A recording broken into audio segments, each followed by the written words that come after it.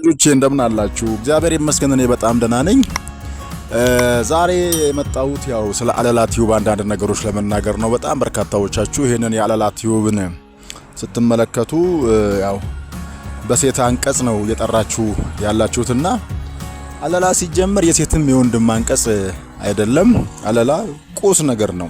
ምናልባት በሀገራችን ያሉ ገጠራማ ክፍሎች አንዳንድ ጊዜ የከስንደዶ ዘር ጋር አብሮ የሚገኝና በቀለም ተነክሮ የተለያዩ ህብረ ቀለማት ባንድ ላይ ተዋህደውበት የምናገኘው ቁስ መገልገያ ነው። እናቶቻችን ለሰፌድ፣ ለሞሰብ እንደዚሁም ደግሞ ለሙዳይ መስሪያ የሚጠቀሙበት ነው ይሄ አለላ። ስለዚህ አለላ ብላችሁ ስትገቡ ሴትም ወንድም አይደለም፣ የቻናሉ ወይም ደግሞ የሚዲያው አለያም ደግሞ የቲዩቡ መጠሪያ ነው ስለ አለላ ቲዩብ።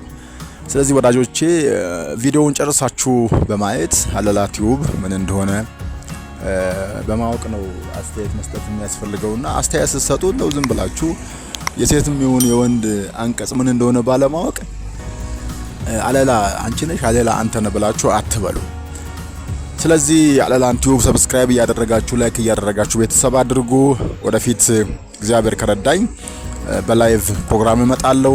አብራችሁን ሰዎችን እንደማመራለን፣ አብረን እናድጋለን፣ እርስ በርሳችን ወደፊት እንቀጥላለን። የምቀኝነት መንፈስ ከአይምሮአችን እናስወግድ። በቃ ወንድሜ በኔ ምክንያት እህቴ በኔ ምክንያት ካደገች በቃ ደስ ሊለኝ ይገባል።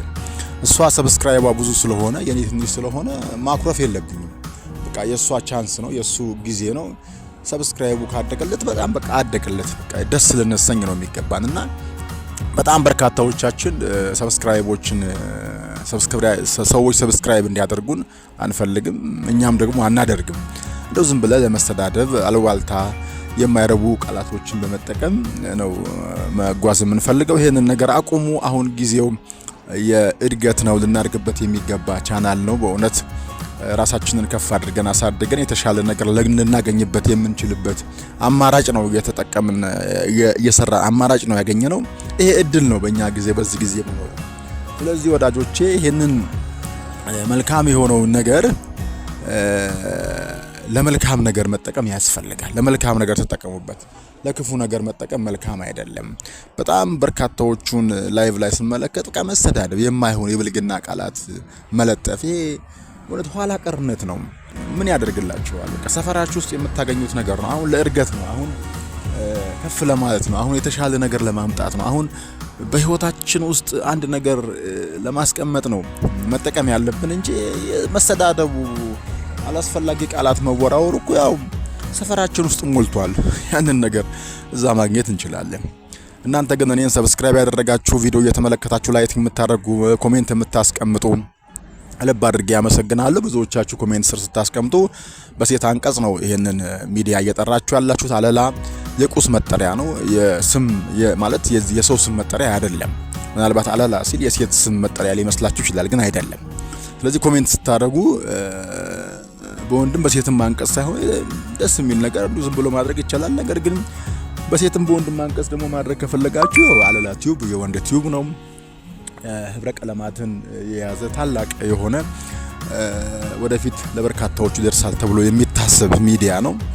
እኔም እንደዛ ነው አቀጀ የተነሳሁት። አብራችሁን ሁኑ፣ አብረን እንቀጥላለን።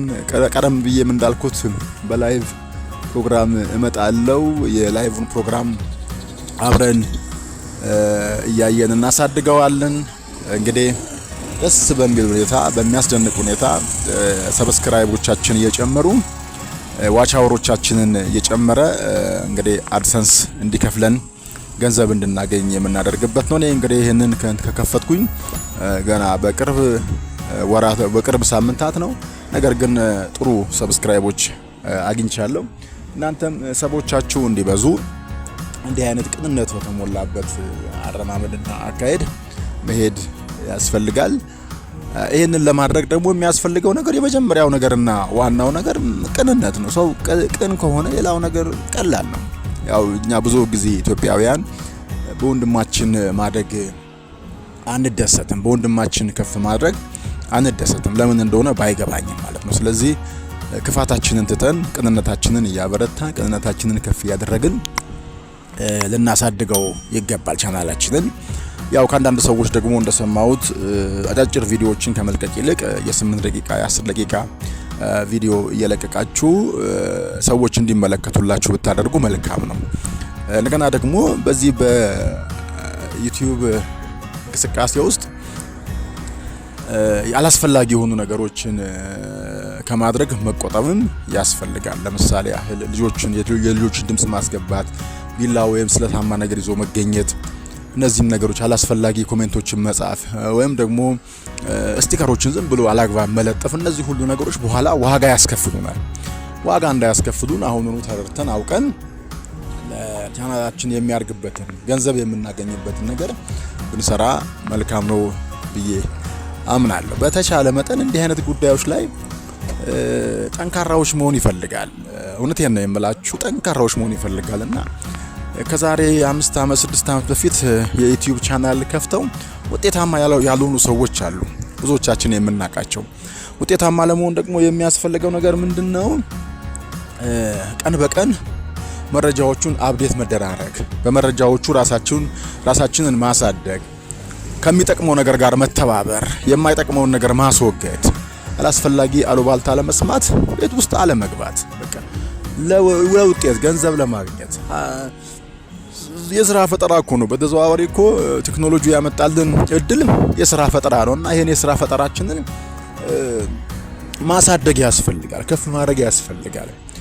ስለዚህ ያው ብዙ ነገር እንዳላበዛባችሁ አለላቲውን እንዳልኩት የጾታ ወይ መገለጫ አይደለም፣ የወንድ አይደለም፣ የሴት አይደለም፣ የቁስ አካል መጥሪያ ነው። እኔ ደግሞ አለላቲው ብዬ ይሄንን ቲዩብ ስከፍት ወይም ደግሞ ይሄንን ሚዲያ ስከፍት ያው ተደራሽነቱ የጎላ እንዲሆን፣ ተደራሽነቱ ምርጥ እንዲሆን፣ ሰዎች ዘንድ አዳዲስ ነገሮች እንዲመጣ፣ እንደዚሁም ደግሞ የገጠሪቱን የባህል ስራ ደግሞ በደንብ አድርገን እንድናቀው ጭምር ነውና እኔም አለላቲው ብዬ ይሄን ቲዩብ የከፈትኩት። ስለዚህ ሰብስክራይብ አድርጉ፣ ሼር አድርጉት፣ ላይክ አድርጉት፣ አሪፍ ኮሜንት ጻፉ። እኔም ቪዲዮዎቻችሁን ገብቼ እመለከታለሁ፣ አያለሁ፣ ጥሩ ኮሜንት ጽፋለሁ። እርስ በርሳችን እንተጋገዝ። በእውነት ነው የምላችሁ፣ ጉንዳን በአሁኑ ሰዓት ላይ እርስ በርሱ እንደሚሳሳብ የሰው ልጆች እንደዛ አይሳሳቡ፣ የሰው ልጆች እንደዛ አይተጋገዙምና ብንተጋገዝ ብንሳሳብ አንዱን ለመልካም ነገር ቢስበው ወይ ደግሞ ከፍ ቢያደርገው በእውነት ነው የምላችሁ ወጣቱ የተሻለ የገንዘብ አቅም ይኖረዋል፣ የተሻለ ስራ ይኖረዋል። በቤት ውስጥ በትርፍ ሰዓቱ እንዲህ አይነት ነገሮችን ማግኘት ይችላል፣ መስራት ይችላልና አብራችሁ እንድትሆኑ ከልብ አድርጌ እጠይቃለሁ። አመሰግናለሁ። መልካም ጊዜ ይሆንላችሁ። ቻው።